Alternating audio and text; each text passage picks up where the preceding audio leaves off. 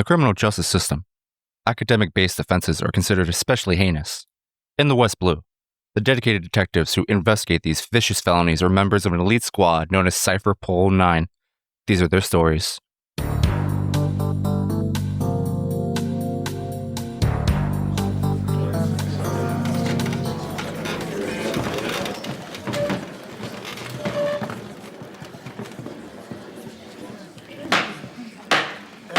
Your Honor, He's guilty. but you didn't hear my case. You're guilty too. Wait, what?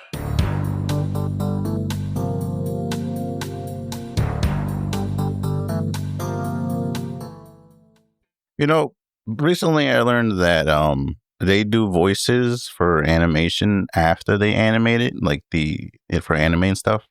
So technically, all anime is dubbed. Correct. Why would you say something so controversial? Yet so brave. Suck it, losers. Anyway, we watched anime. We watched a One Piece.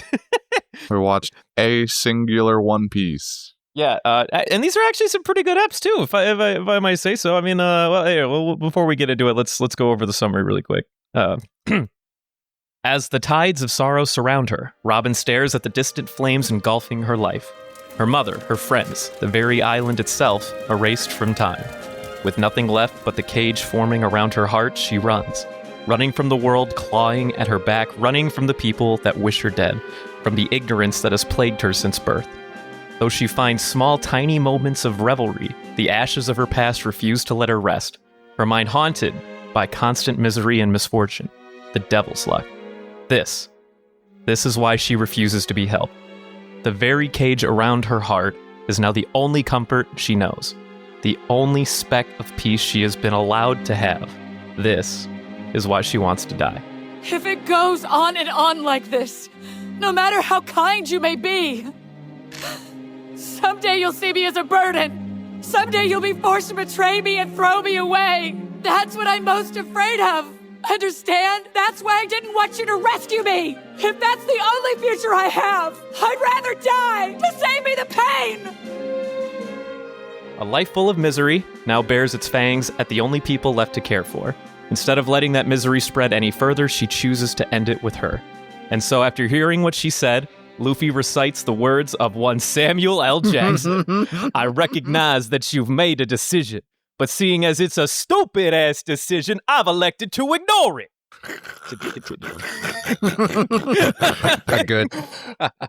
We did it, baby. All of that dramatized writing to end with Samuel L. Jackson. I love it. Which, I mean, he ain't wrong, though. Like, it's like, I understand where you're coming from, girl. I've heard, he's like, yes, I understand. Fuck that. Yeah. I don't give a damn about a damn thing. Hey, okay, so first of all, what's our first topic? Holy shit, we've got so many. Yeah, these were some meaty episodes, dude. These episodes are lengthy. A quick little, called it. Go Which on. one did you call? So just Ohara as a whole and the devil's aspect of it. Congratulations, Devin. Fuck you, Justin, as always. Fuck you. Moving Justin. on to our first point. Robin's passed. So, Ohara was the island of knowledge, I guess, with its own tree of Archaeology. knowledge and archaeology. Yeah. I really like that tree of knowledge, honestly. The little, the giant stump of being like, we got a giant library It was here. a whole ass tree. It was a nice tree. And then good old Robin here is, she got her PhD at what? Like age 8 again? Yep. Aced her exam, dude. PhD. What do you have? What have you been doing with your life at age 8? I got 3/4 of a degree. At age 8. Definitely not at 8. Yo, Isaac, I told you to shut up earlier. What do you have to say earlier when I told you not to consume the content? I don't got nothing to say no more because of you. Wait, what? Yeah. I saw this coming. Told you to save it for the cast. I don't want to say it no more. Isaac, come on. This is a safe space. We want to hear from you. What's up, big guy? It wasn't a safe space when Jordy told me no. It's a safe space now. It wasn't a safe space 5 minutes ago. Is he still here? Don't. I've got Jordy. I'm holding him back. Okay, like he's not I'll coming look away. at you. Look, I got look, you. I'm not even looking. You're blind anyway, so it doesn't help. It's audio based. All right, so let's try to regroup a little here. Yes. General thoughts on the episodes.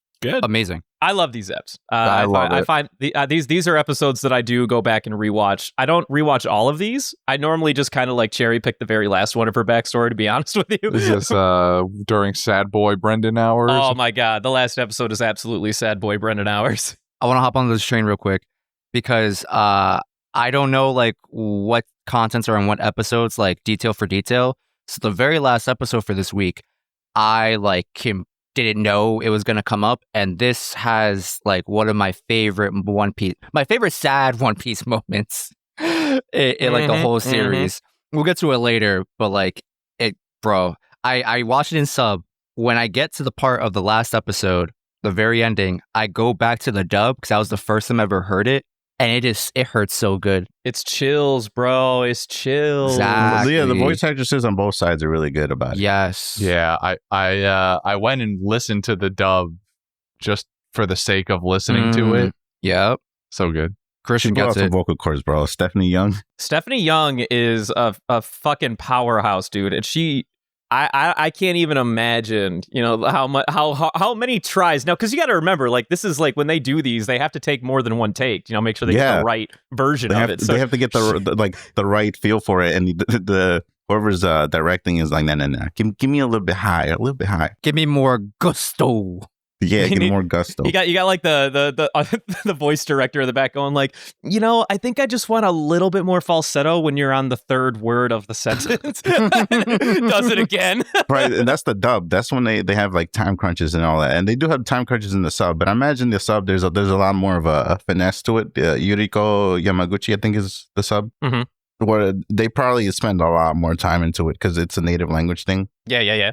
Rather than trying to match, because they're creating the moment rather than trying to match the moment that the dub people have to do. Right, for sure. So that's crazy. Oh, dude, it's so good. We love it. Well, before we get to the present time, let's finish up all of our past details, because we got plenty to talk about on that. And the small like 10-minute sequence in the present was had plenty to talk about in and of itself. But we had the next big thing we learned about was our boy Jaguar D. Saul. Your boy, Saul. We finally meet Saul. He's actually kind of one of my favorite characters. I love this dude. Even though he's like very short-lived, I really like this guy. He's so fun. He introduces my first like favorite laugh in the series. I gotta admit, all my life people been telling me my laugh is silly, but you're pretty cute when you laugh. You should do it more often, I say. Anyhow, I go by the name Saul. Jaguar D. Saul, if you like. His laughing tick is fantastic. And the guy who even did it in the dub, he's also the voice of Blackbeard for the dub. But I don't know, man. He weans into it so naturally. It's fantastic. But when I listen to both the dub or the sub, I think that they both just absolutely have a great time with it. It's fantastic. Out of all the laughing ticks, that is not one that I would think would be an easy one to do. Like you remind yourself of like ja ba ba ba ba versus this shit. I don't know. It's pretty good. It makes me smile. He says the word gusto, and then in like half a second, I was like, damn, this guy was best buds with Tom, wasn't he? This guy would absolutely get a drink with Tom, low key, no problem. A giant and a fishman in a bar. Finish that joke for me. But one thing that's interesting to note is that Mr. Saul happens to be a member of the D clan. The Will of D. He says that every person in his family has that, so he's technically related to Luffy In some way. Yes, Definitely. as well as Gold Roger. Remember back in Alabasta when she first pulled Luffy out of the sand after he lost a crocodile for the first time? Easier. Yeah, so now we understand her slight affection during that moment when she saved him. But he was a member of the world government as well. Former vice admiral. Yep, former vice admiral. Homeboy was like, I don't like that we're hunting all these people down. Like this is kind of It was fun. specifically the part where that they murdered everybody else on the ship. He was like, they're just scholar. Like they weren't going to fight back that hard. Like we could have just arrested them all and put them in cuffs. Like we would have been fine. And some other guy on the boat was like, kill them all. To be fair, it was a direct order from an admiral at the time, Sengoku-kun. Yeah, young Sengoku-kun. This is 20 years. A lot of shit happens in 20 years. Yep. Mm-hmm, mm-hmm. So yeah, Jaguar had like a mini Tashigi moment where he was like, wait a minute, why am I doing this? And he actually like talked to Olivia, and she's like, Olivia. name her Olivia already. There's no Honestly, first just I. call her Olivia, bro. Yeah, and she goes, no, we're just trying to, we're just trying to be smart pants. We're just trying to study. And he's like, shit, we've been killing innocent people this whole time. Well, I mean, I don't think he comes to that immediate conclusion of being like, man, we're fucking murdering innocent people. I think he was more like, I just don't necessarily believe in this cause. I don't believe, because at the time the government was suggesting that they were scholars that were digging up information related to the ancient weapons specifically, right? And that kind of information in and of itself could be dangerous to the entire world, which is what they were suggesting and telling Saul. And Saul was like, listen, they're definitely digging things up, but I just don't see them being the kind of people that are trying to, like, take over the world or something. Like, I think we're gaslighting a little bit out here. He had a really good moment where he was like, why don't we just help them to make sure they don't try to revive Pluton or something? If their research is so dangerous, why don't we help them so nothing goes wrong? Least you can do is give me some proof that these folks are bad. Because to me, it seems like we're the criminals here. Are you questioning the government? Just follow your orders. I got some questions for you. You think we can talk? This is an emergency! And they were like, yeah, the world government was like, no, nobody's allowed to know except for us. Which we later discover they were hiding some shit. We don't know what it is. They're hiding something. In the words of Sengoat Kun, redacted. That's good. That's good, actually. The entire island as well, they were all like scholars, but only like a select portion of them left the island in search of more poneglyphs. But at one point, Dr. Clover was telling the elder stars, the grand elders, that, he was like, hey, we've got a few theories about what's going down and why we're not supposed to know these things. Here, let me tell you about that was probably one of the best moments in the episode. That was a hell of a drop. What I believe the world government is afraid of is the history surrounding this lost kingdom. Its existence and its ideologies are so dangerous to you that you would kill to keep them secret. Although we still don't know what makes you fear this kingdom, we do at least know its name. Since we've gone so far already, perhaps you'd like me to share it with you now. Kill him! And then he got shot. Do we think that the name of the kingdom, like how much information do we think was on the poneglyph versus how much information do you think that they used from the poneglyph and looked elsewhere? Do you think that Robin might know the name of the kingdom like they do if she read the whole poneglyph that they had? This is definitely information that they gathered throughout the places they traveled. Yeah. Because they mentioned it. This is people all around the world. They gathered here, which means all those people probably found a single poneglyph at some point, and they're just like regrouping, getting the information together. Or just the books, right? Like, yeah, I'm willing to believe that a lot of them brought these books over, and somehow, like, just reading through endless pages and pages, you end up connecting dots about like what certain things are. I'm willing to bet like the poneglyphs don't actually have that much information on them, let alone that a lot of these scholars found a ton of poneglyphs enough to put together that much history, Right. Because these things are supposed to be kind of sort of rare, so I feel like all of these scholars didn't just happen to run into poneglyphs. This information came out of books from God knows how long ago. But look, the more people I run into, by the way, that have this D in their name, the less I'm impressed by the idea that it exists. Really? What? Yeah, the more people that we run into, like the Will of D is initially like proposed as a big thing. Like people who have D in their name are going to be big people, like they're important people probably. Yes. But we keep just running into characters that just have the D in their name, and now wait. I feel like Saul's the first like random goon that just has D in his name, right? Yes. It kind of diminishes the D. Well, no, because we don't really know what he did. He could have a backstory. You don't know anything about Saul really, or what he accomplished, or what brought. I mean, he was a vice admiral. Like if he that is a pretty big deal. If he didn't leave the military, he might have become an admiral. Though he was clearly not nearly as strong as the other two admirals that were at Ohara that day. Well, because they were shooting at him and he was trying to protect people. First of all, he wasn't fighting back that much. Also, they have busted devil fruits. Yeah, they do have busted devil fruit. Fucking Logia types, bro. Always. Aokiji and his young Aokiji like edgy face. Young Aokiji's not a bro. Definitely not a bro. He's a little ruthless. I ain't gonna lie. Why is his name different? Is that his first name? Is that his last name? What's Justin, Kozen? don't say it. I know what you're gonna say. Don't even bring it Who's up. on? Not Wait, yet. Who's on? what did you think I was going to bring up? I'm afraid, but don't bring it I up. was going to bring up the other dude who I hate. Don't bring it up. Don't bring it up because What? we don't know yet. It says right here in the freaking script. Huh? Where? Under Buster Come Call. down there. Oh, under Buster Call. Fucking That, what? that first name, that name right there, Bro, we don't know that yet. All right, well, you guys he was bring in it the up. episodes. Dude, they said it in the episodes. He was there. What? But He was the one who blew up the evacuation ship. they didn't know that he was Akainu. Wait. Yeah, that's not mentioned in the show. I think it's a lot cooler that you know. Fuck Akainu. Akainu is one of my most hated characters in the show. So I wanted to know if you guys thought they were actually going to let those refugees go. No, not for No. a second. There was not a moment in my head where I thought that ship was getting out of there. Now, I did not expect it would just be, well, what I thought at the time was just a random goon. Fire from one of our ships. It was Vice Admiral Sakazuki. If we're doing this, we have to be thorough. If even one of those scholars had managed to sneak on board that ship, then all the sacrifices we made today would be in vain. However small, we cannot allow any evil to thrive. No one must survive. So I didn't think it would happen that way necessarily. I didn't think the government was actually going to let it go.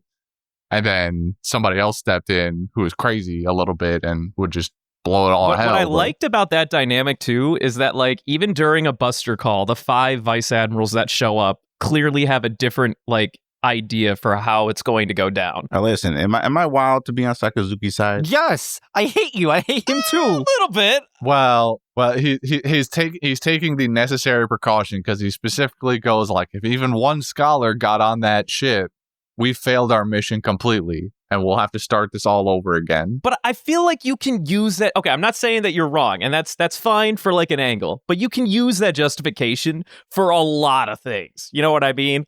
But what if, one single it's like, bruh, well, why'd you not do your job right in the first place? Why did you not make sure there were no scholars on the boat in the first place? What do you mean? Get your shit together. Do you not trust your own Marines? What the fuck? I don't even think they didn't even bother to filter them because the ship was empty. In the beginning, they said the ship was empty. Not a single Marine was on that ship. No, that's true. They probably planned it from the start, or at least one of them did on the side. Yeah, it was never going to happen any other way, which is interesting because how did they even set sail it? I guess one of them must have just been like, all right, well, we're good. They're not helping us, so we're just going to help ourselves. So the Marine just slapped the back of the boat and started moving forward like it was a horse. But yeah, Sakazuki is one of my most hated characters in the show. One, because of this moment, which I completely forgot about, by the way, and also throughout the series. So spiraling back to the professor's theory, he mentions that the gap year also happens to coincide with the gap century. Gap year. yeah. The gap century also happens to coincide with around the time that the Marines were formed. Yes. Yes. He mentions that all the several countries in the world joined forces and created the Marines. World government. Well, but yes. created the world government. The world government. Which created the Marines. Same shit. And meanwhile, and I love that our main characters cared nothing about any of that. they're just like, Robin, love us. Robin, you friend. I don't even think she's ever gonna say it. No, yeah. I mean, they don't know that information. She wasn't sitting there recounting her backstory. That's very true. Yeah, this is all us knowledge, us as the audience member. Yeah. Mm-hmm. Luffy doesn't even know Nami's backstory. So I just had a random thought. What's up? So you said it was Yellow Monkey, right? Mhm. Correct. That'd be correct. And Monkey is Luffy's surname. Oh, where are we going with this? What if Luffy's dad is part of the world's government? Interesting. That is a take. And he's going to have to fight his own dad. And more on that later. Moving on. Absolutely. What if his whole family is just there? You got dad, you got grandpappy, you got grandpappy. Literally Ace and Luffy are the only two fucking black sheep that were we want to be pirates, and they're come from a very extended family of proud Marines or something. Unfortunately, because of TikTok forever ago, I did get one spoiler. I'm not going to say it.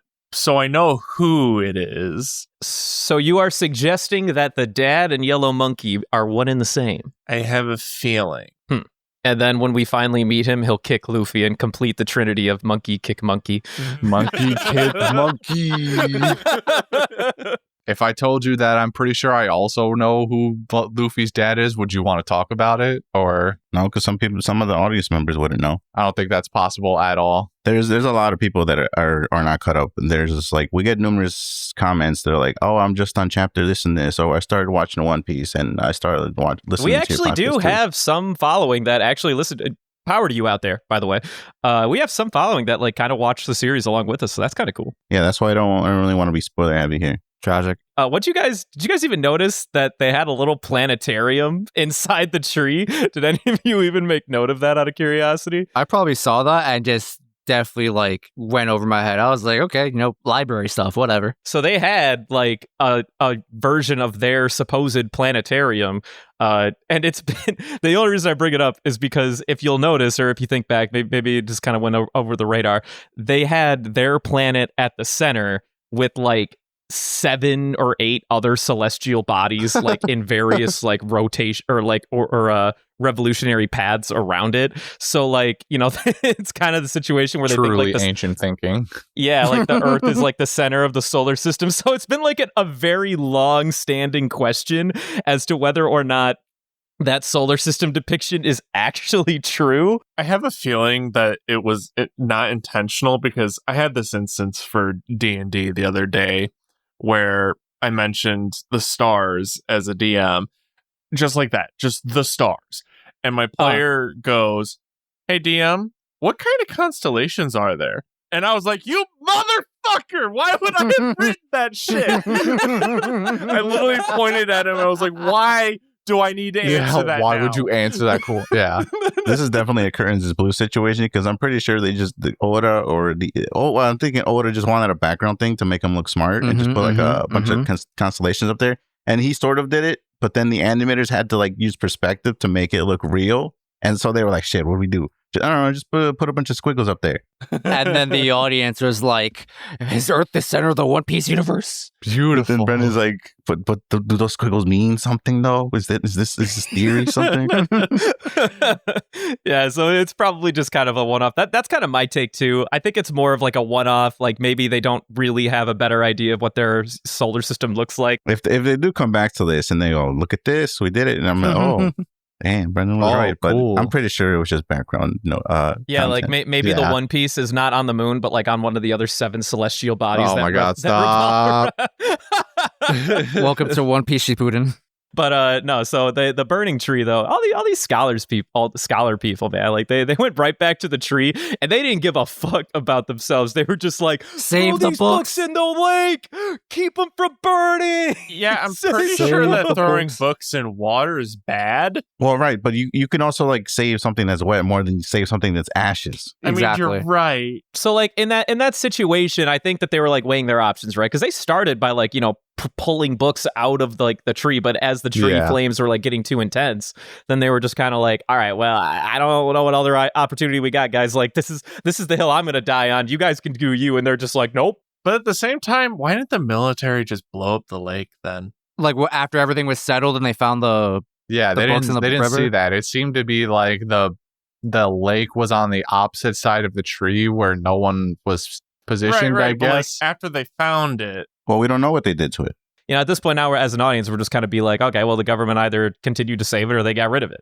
But, they weren't there to destroy knowledge. They were there to destroy those who are trying to acquire knowledge they shouldn't have. You know what really surprises me? There's a whole island of people. How come there was no devil fruit people?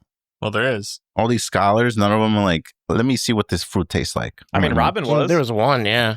Yeah, what? This is an 8-year-old girl with a devil fruit, but like all 40 of the world travelers are none of them. They also never explained how she got her devil fruit. Yeah, I was that was the one thing I was like anticipating when they started flashing over, but she just has the devil fruit already, and so we still don't know. This is an instance of Zoroing where we don't know where Zoro came from, and we won't know for a bit. If ever. Because Oda likes to do this. He likes to leave things open for later on. He can dissect it.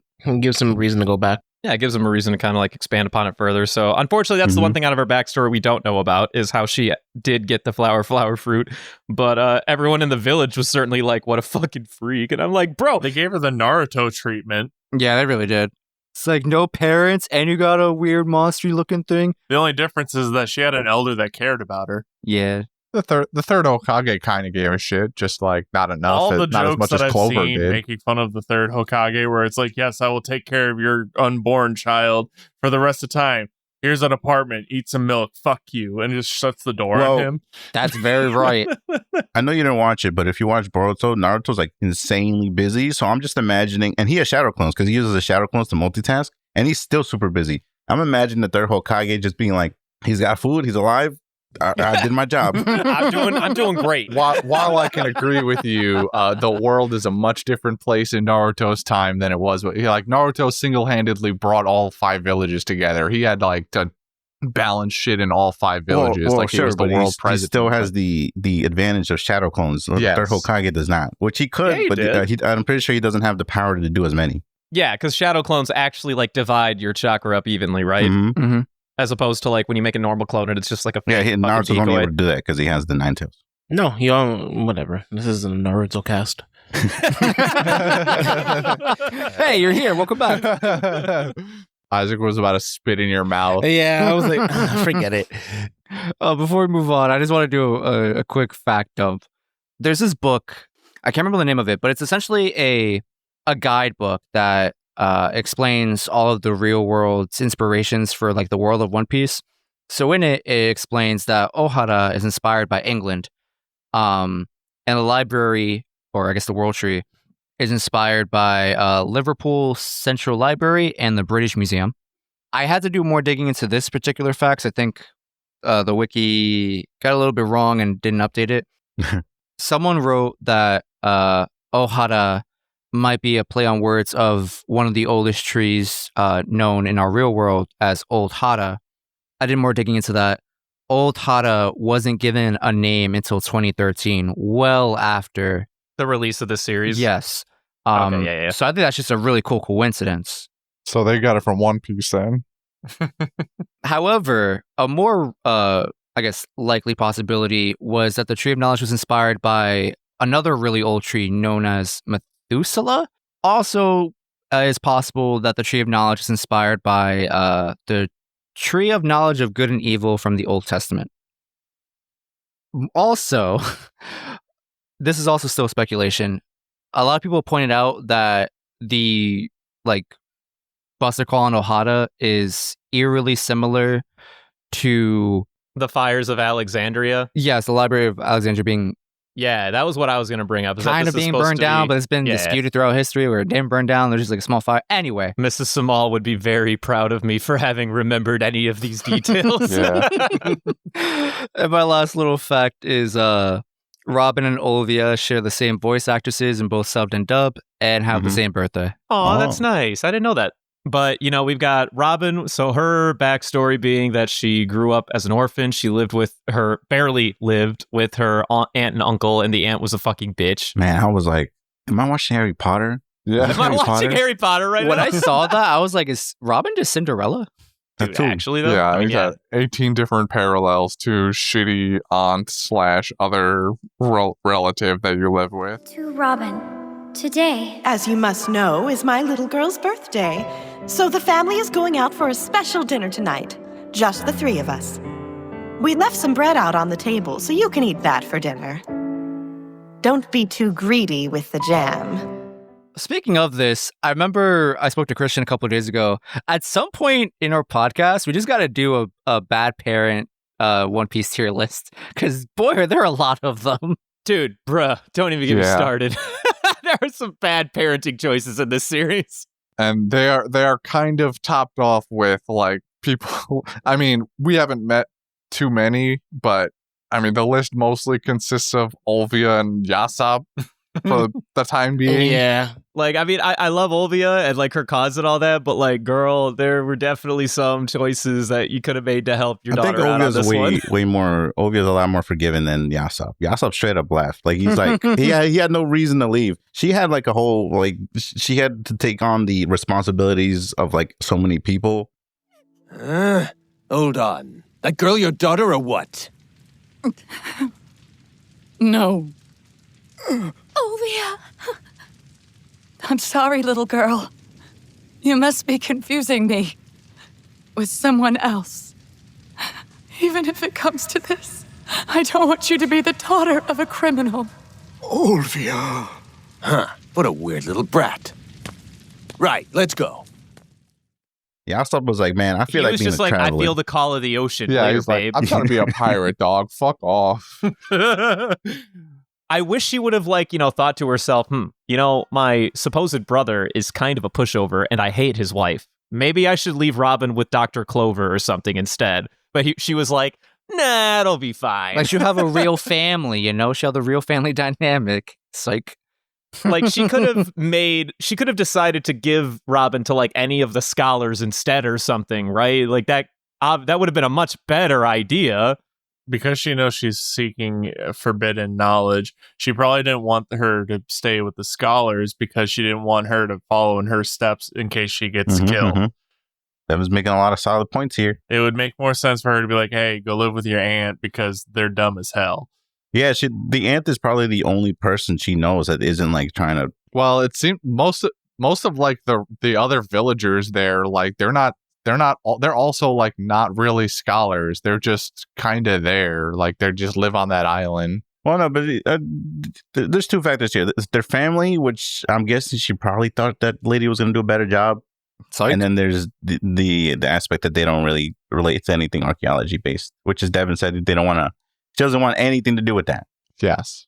Which is fair. I don't disagree with that. That is a solid component. However, I feel like, and maybe I'm the wild one, she probably had a good idea about how her sister-in-law behaved. You never know. She could have been like completely absorbed in her work and not known anything too. Like she was willing for her work to abandon the child completely in the first place. So like, what's to say that? Also, the aunt and her I think it was a daughter, Robin's cousin. Mm-hmm. Yeah, they're in similar ages, so she probably never even saw how the aunt deals with kids either. That's true. So moving on, we got all. She didn't have her mother. Aokiji let her go, but obviously because he's still Aokiji, he's like, The concept of absolute justice can sometimes drive a man to madness. I've decided to let you escape. I'm curious to see what kind of flower will sprout from the seed that Saul protected. You can bear a grudge against whoever you like for this, but at least you're still alive. However, I do suggest you keep a low profile. and then we get the quick little rendition of Robin going through all of her traumas of going from person to person, institution, organization to organization until she eventually found her way at Crocodile. And man, that girl has just been like on the run, man. What really blew my mind was the fabrication of her destroying 8 ships. So you actually were surprised by that? Because that was going to be my next question: is were you surprised or unhappy that they went past that? That was never a thing. I'm glad that they answered it, but it's like, because with the context of what she's been going through, it makes a lot more sense for it to be a fabrication than it would be for her, an 8-year-old. Because before I was like, this doesn't make sense how an 8-year-old could destroy 8 ships with flowers or with a devil fruit of only arms. Like, it didn't, I was like, I've always been wondering, like, how the fuck did she pull that feat off? But seeing how it was actually just a fabrication, it makes it make a lot more sense of why she has the bounty. She doesn't have the bounty because she destroyed 8 ships. She has the bounty because she knows too much. Propaganda. Yeah, but what if there was a berserk moment where she just like she goes absolutely nuts though? Like, You joke. Dude, you joke though. All of these hands come out of all of these ships and just break everyone's spine. She becomes like giving Oda free ideas here, where she just becomes like the multi-armed Shiva form and like rises into the air, ascends to a higher plane of existence, and just annihilates all these ships. But okay, so after all of that, then we're back to the present.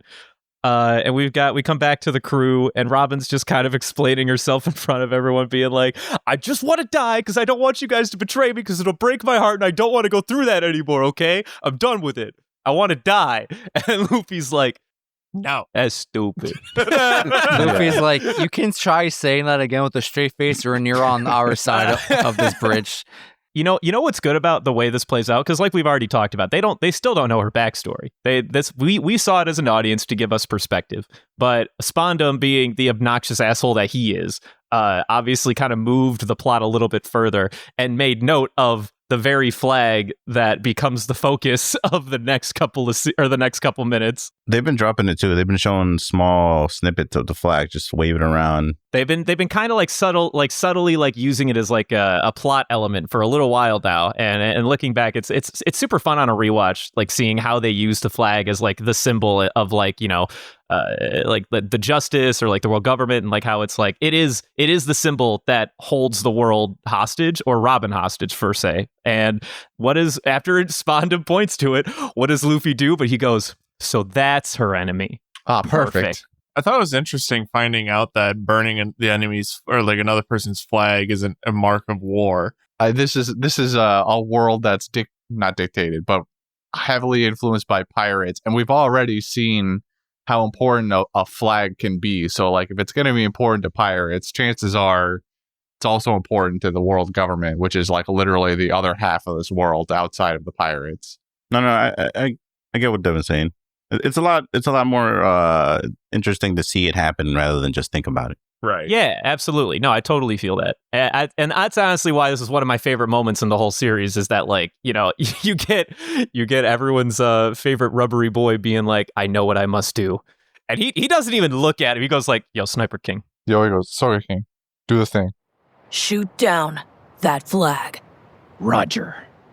This is my new weapon, a massive slingshot by the name of Kabuto. Behold its awesome power! Special attack, Firebird Star! What if the world government only recognized Soga King as being at war and not Luffy? Oh, that'd be great. Because Soga King's the one that burned. They just all focus fire on Soga King. He is the top member that they must destroy. Spanda Man presses the Buster Call button and they all just aim at Soga King. Mm-hmm. And we see that Phoenix flies into the sky, burst the flag, and there's a shockwave too. Like they really milked the shit out of that instance. They were like, I don't think it's that strong. I have no idea where that power came from. Well, it came from the Soga King's weapon, of course. What was it? Kabuto? Kabuto is a slingshot, and then his special attack is Firebird Star. Robin's like actually like kind of perturbed, like everyone else was for a minute, being like, "What the fuck did they did?" And then as Spawn was like, "Bro, you have any idea what the fuck you just did?" Those pirates just declared war against the world government! You're all going to die! You morons can't challenge the entire world and expect to win! Yeah, bring it on! It's like, I declared war on the whole world. Hell yeah, I did. No, Robin, come back here. I'm already a criminal. Fuck that place. But after they do it, and Luffy's like, you know, double down, bet. I'm down. We're going in on this. And Robin's like, she finally gets it. I can live. Face it, your whole existence is nothing but a crime. The whole world's against you, Robin. You can't be allowed to live. I never dared to wish for something like that. The world had denied me that hope.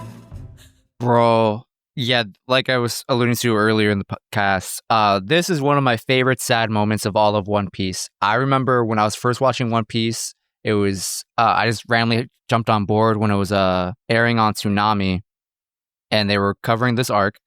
And I remember just one Saturday night, I'm like, okay, One Piece is on, I'm awake, cool, I'll just watch this. One Piece is cool.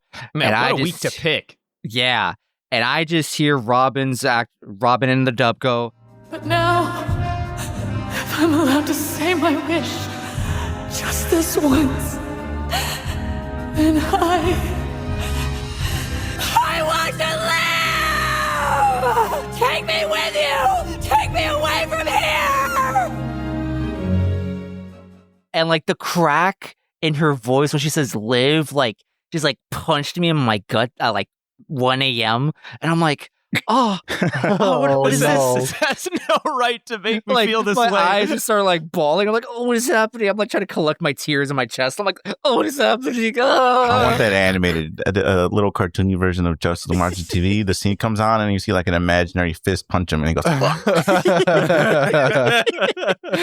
Some fist goes flying out of my TV. Just Listen, bro, I'm not going to say that I still cry like a little baby once in a while when I watch this, but I cry like a little baby once in a while when I watch this. Oh my God, it hurts. It hurts me. So good. I mean, that hurts. So we also skipped over my personally sadder part was Little Robin trying to laugh. I know. I love the moments with Saul and her, and she's like talking about how she doesn't want him to leave, and he's like, "Oh, you just gotta laugh. You know, if you want to be happy again, all you gotta do is laugh." And he teaches her like how to do the daddy she. Not bad. Now with more gusto. Now that's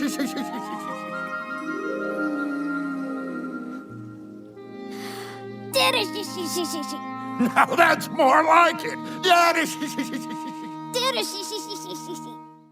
And then she's just like on the boat, and she's just sad diddershy noises, and I'm like, oh my God, stop.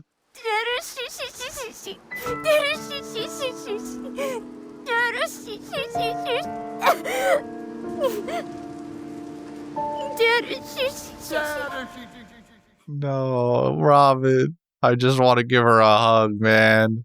I know. That was I don't know how much time we have, but before we move on to the last topics, I wanted to ask if we feel like Robin or Chopper has a sadder backstory, but maybe that's a debate. Let's not not meant for compare this this yet. cast. No, we have a lot of backstories to go through. Let's not yet.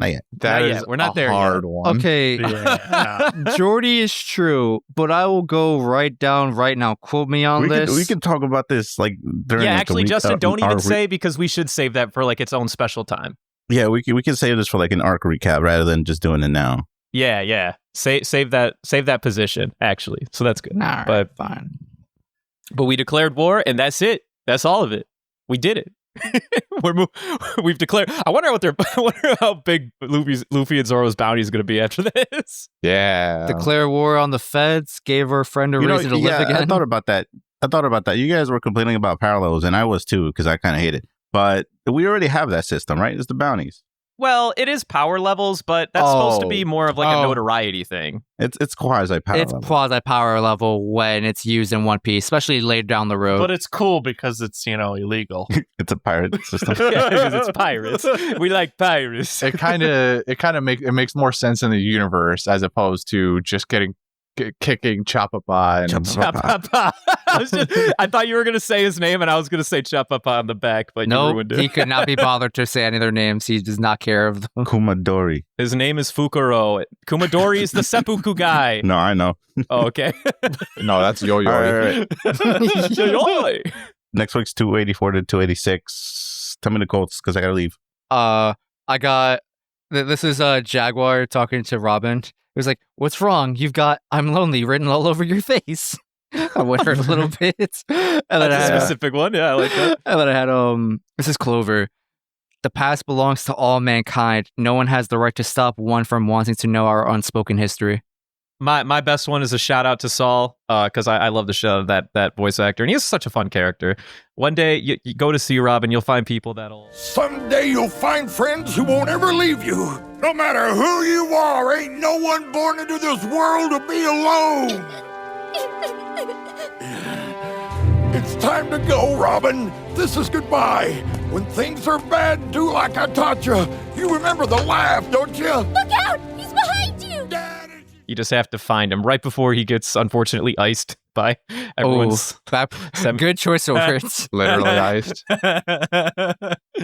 If I ever meet Oda, then I can get a request and be like, hey, can you like write like a mini chapter with all the past mentors and shit just chilling?